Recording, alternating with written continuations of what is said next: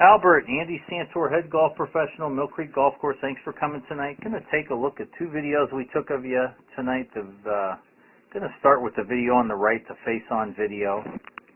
Going to go into our backswing, and you'll see we get into a pretty good backswing.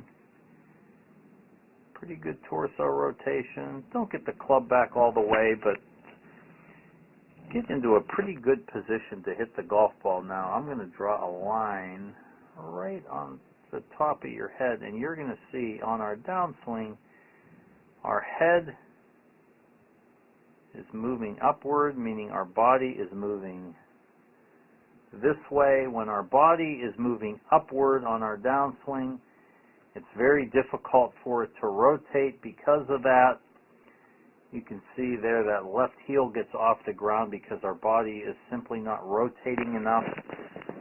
You know, I made a comment to you, it's difficult for our body to move in two directions at the same time. So if it's moving back and up, which we'll talk about a little bit more from the down the line view, it's difficult for it to rotate. And when we, we're doing it, what it's called is a loss of posture in our downswing. When we lose the posture in our downswing, that golf club gets out of position, and you could also see there coming through, that club face there coming through is open. I'm sure you hit that ball out to the right, but once again, anytime we lose posture in our downswing, that club's going to get out of position. Our body's not going to rotate. Difficult for us to make consistent contact with it.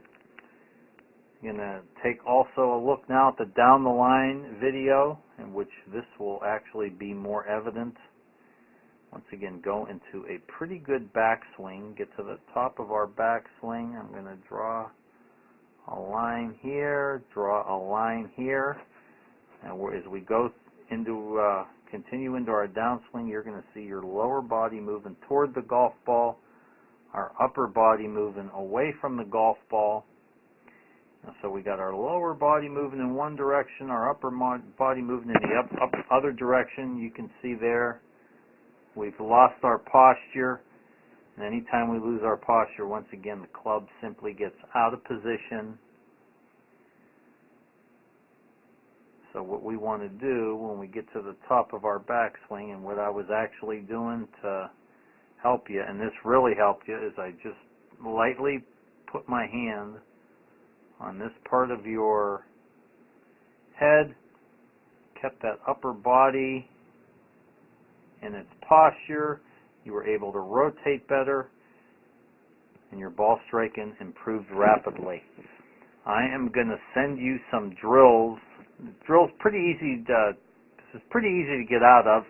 There's some excellent drills here to help you get out of this. And once again, the more we did it, the better we were able to make contact with the ball. So, do those drills that I gave you, and I'll. Hello, Andy Santor, Director of Instruction, Mill Creek Golf Course, Youngstown, Ohio. Today I'm going to explain the pelvic tilt drill. It's a drill to help you get in a better setup position, get you able to rotate better. Okay, what I see many of our students do is they set up like this. You can see my pelvis is tucked underneath my sternum here. So what I'm going to do is I'm going to get about a fist length away from the back of this chair. Okay, I'm going to get my tailbone about right there, and I'm going to fight my pelvis back toward that chair. You can see when I do that, my pelvic bones get posterior. Now when I get a golf club in my hand, my pelvis is posterior to my sternum, and I'm in a much better position to rotate my body. Now, rotation has to dominate the motion in the golf swing, and if you can do that drill, you can do that at home. I think you'll improve your setup position and in turn improve your golf swing. Hello, Andy Santor, Director of Instruction, Mill Creek Golf Course, Youngstown, Ohio. I'm going to show you what I call the pelvic mobility drill. Very important. I think one of the most critical things we can do in our golf swing.